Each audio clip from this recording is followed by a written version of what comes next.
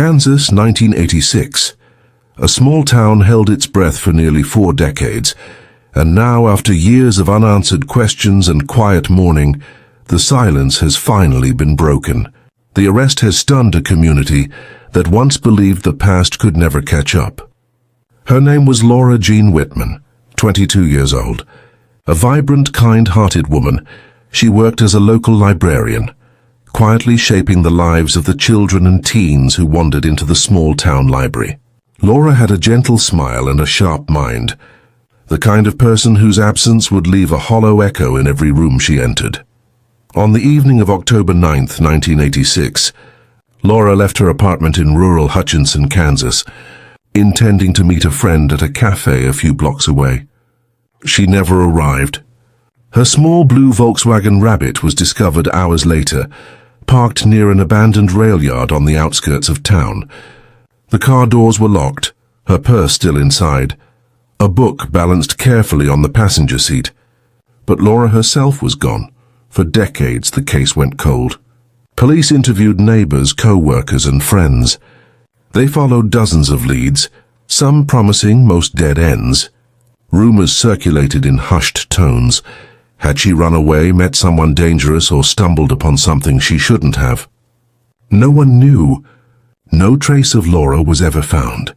Flyers faded on telephone poles, candlelight vigils dwindled, and her story became a quiet ache in the town's memory.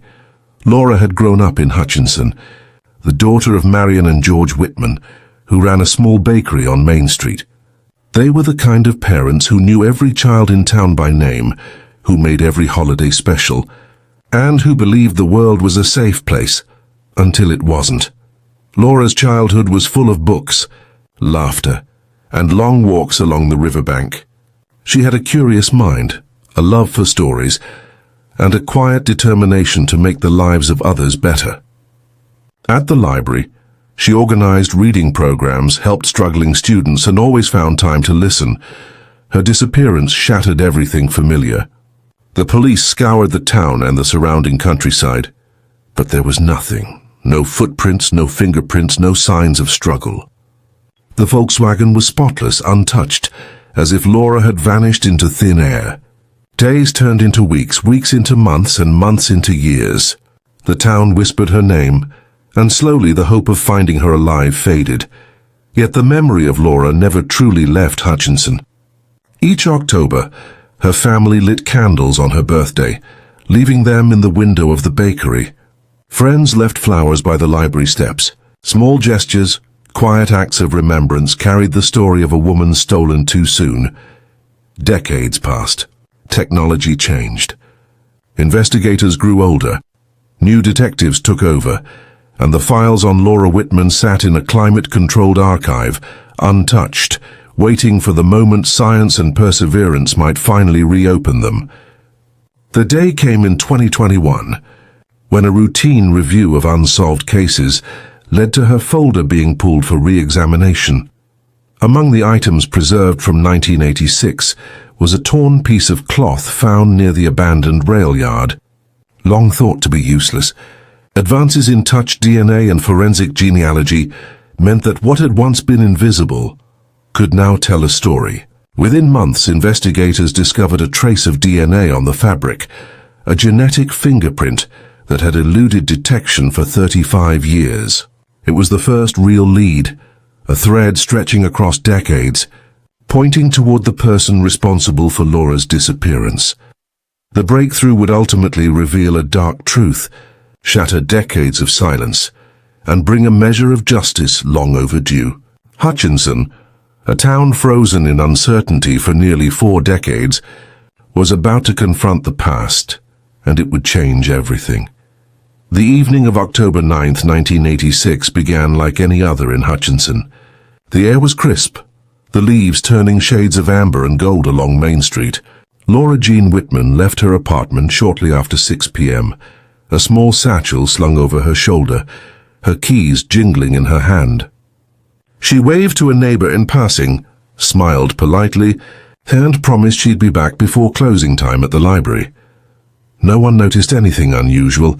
No one saw the shadow that would follow her, or the danger she never suspected.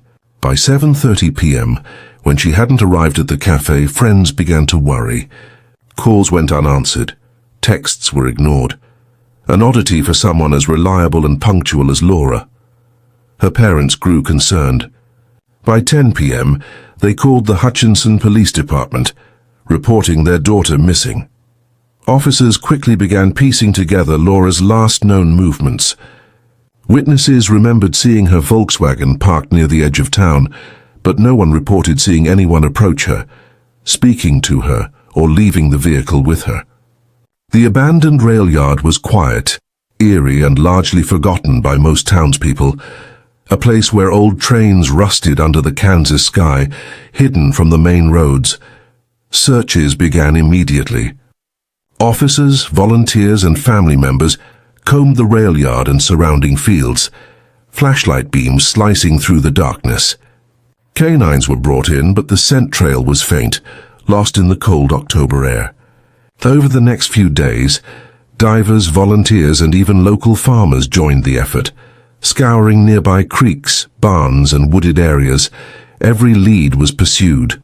Police investigated men in the area with criminal records, strangers seen near the library, anyone with a history of harassment or violence. They interviewed dozens of residents. Each tip was followed, each rumor tracked, but nothing led to Laura. Her purse, keys, and satchel were found untouched in the Volkswagen, her books neatly stacked on the passenger seat. As if she had simply stepped away for a moment and never returned, the community rallied. Flyers with her photo and the words, "Have you seen Laura Whitman?" plastered telephone poles, grocery stores and diner windows. Local newspapers ran her story on the front page for weeks. Candlelight vigils were held, sometimes hundreds attending, hoping that a small miracle might bring her back. But time passed, and hope began to erode into despair. Investigators considered every possibility. Did Laura leave on her own? Did she encounter someone dangerous by accident? Could she have been taken while walking along the quiet streets, or hidden in one of the abandoned structures that dotted the outskirts of town? Yet there was no concrete evidence, no signs of struggle, no personal items missing beyond the untouched satchel she always carried. Months became years. By the late 1980s, the trail had gone cold. Hutchinson, once alive with the tension of the search, fell into a quiet grief. Laura's parents clung to the possibility she might be found alive, but even they began to whisper, behind closed doors, the words they could never say aloud. What if we never see her again? Over the decades, each anniversary of her disappearance brought a renewed sense of sorrow. Friends left flowers at the library, neighbors lit candles in windows, and the community remembered a young woman who had quietly touched their lives with kindness, intellect, and warmth. But law enforcement had no new leads, and the case was filed away, labeled unsolved, another haunting number in the archives of Hutchinson's history. Then in 2021, a statewide review of cold cases prompted investigators to revisit Laura Whitman's file. Among the preserved evidence was a small fragment of cloth from the abandoned rail yard. For decades it had been considered unhelpful, a relic of a case frozen in time. But advances in touch DNA technology now made even the smallest trace capable of telling a story. The piece of cloth was carefully extracted, swabbed and analyzed. Weeks later, forensic genealogists reported a partial match. The DNA belonged to someone connected through familial lines to an individual who had lived in Hutchinson in 1986. Investigators began retracing this person's history, examining movements, contacts, and connections from the time of Laura's disappearance. What they discovered shocked them. The trail, long dormant, had suddenly awakened. A man, previously overlooked because he had no criminal record, had lived within walking distance of Laura's apartment and the library. His presence in town aligned with the day of her disappearance. His behavior over the years had been quiet, unremarkable, invisible to the casual observer, but now, decades later, a hidden truth began to surface. The breakthrough was subtle, almost invisible at first, like a faint whisper carried across years of silence, but it would grow louder, pulling the case from the shadows, forcing Hutchinson to confront a past it had nearly forgotten. The man, unknown to Laura's family and friends, had left behind traces that time. Modern science and determination would finally expose. The investigation was no longer just a cold case. It was a race to unravel decades of secrets, to confront the person who had taken a young woman from her home and left a town with nothing but questions. Hutchinson was about to face the shocking truth and the arrest that would finally break the silence. By 2022, nearly 36 years after Laura Whitman vanished, the smallest details of her case were suddenly commanding the full attention of a new generation of investigators. The fragment of cloth, once dismissed as insignificant, had yielded a touch DNA profile unlike anything the original detectives could have imagined. The sample was sent to a specialized lab in St. Louis, where technicians painstakingly extracted what had been imperceptible for decades. Skin cells trapped in the fibers for nearly 4 decades revealed a partial genetic code, a whisper from the past finally ready to speak.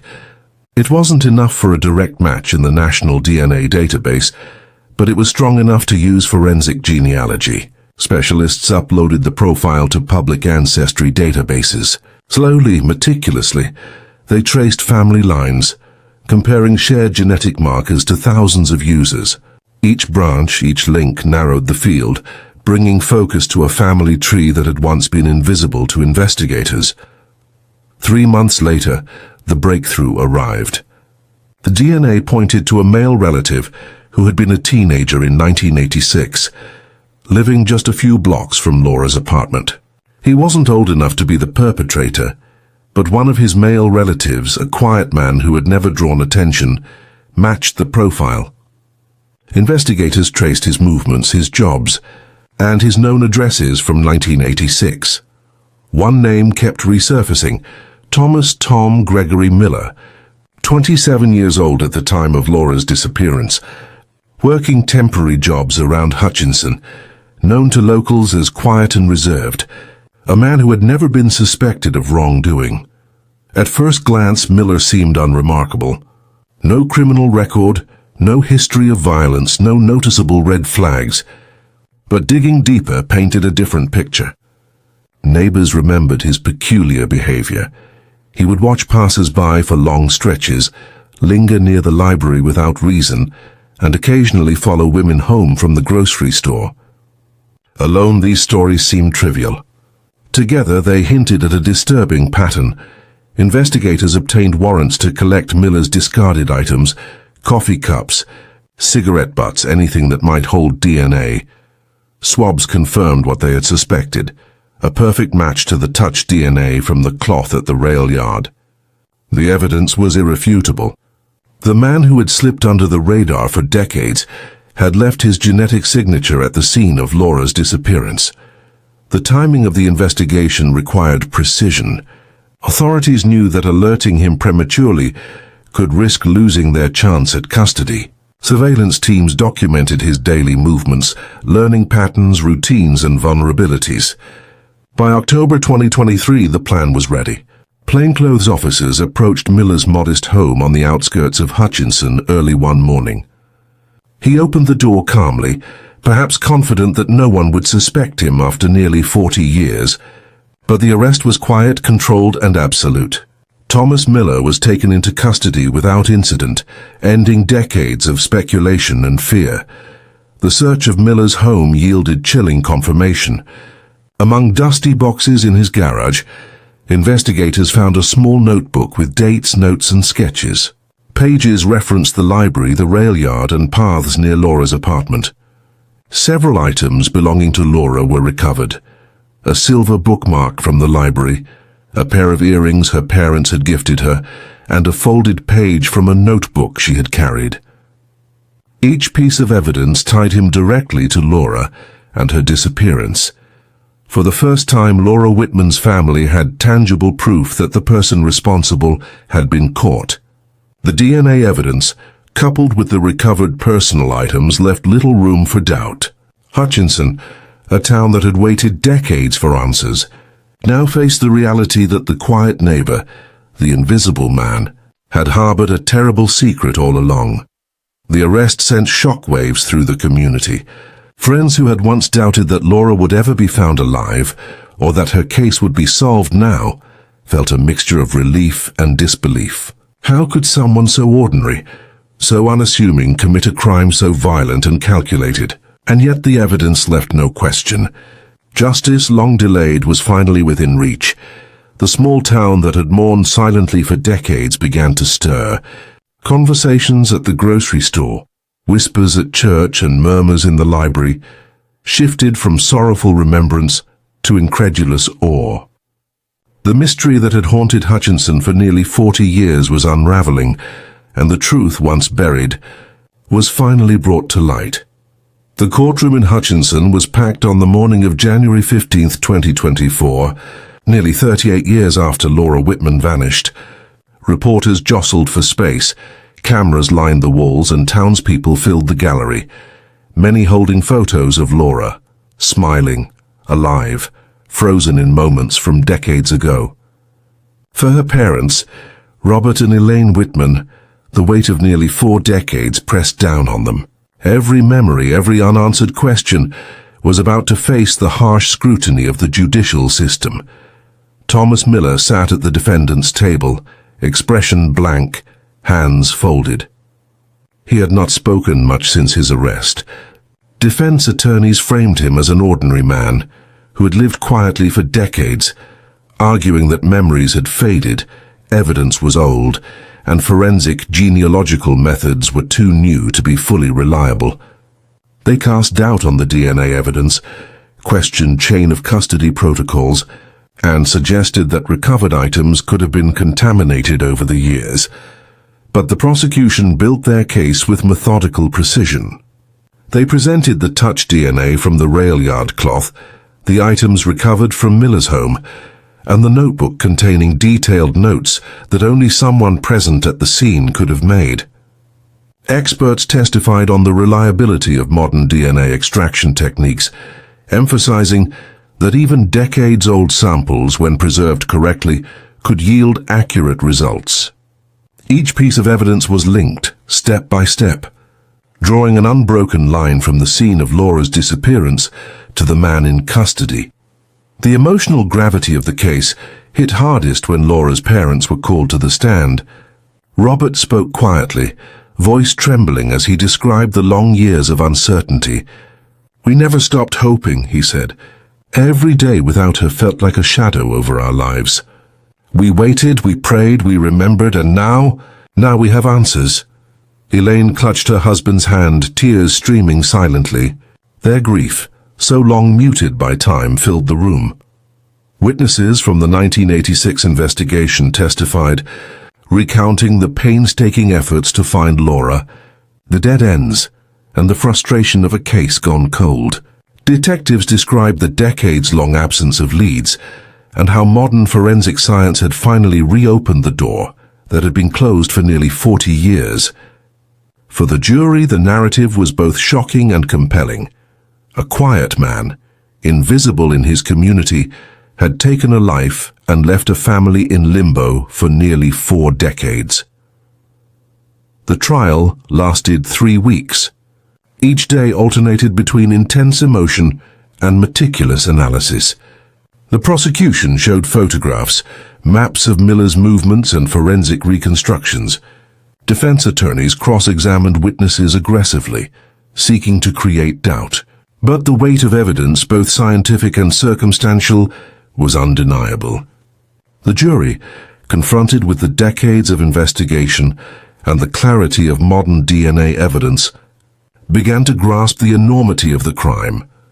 On February 8, 2024, after 4 days of deliberation, the verdict was finally delivered. Guilty on all counts: first-degree murder, unlawful restraint, and tampering with evidence. A hush fell over the courtroom.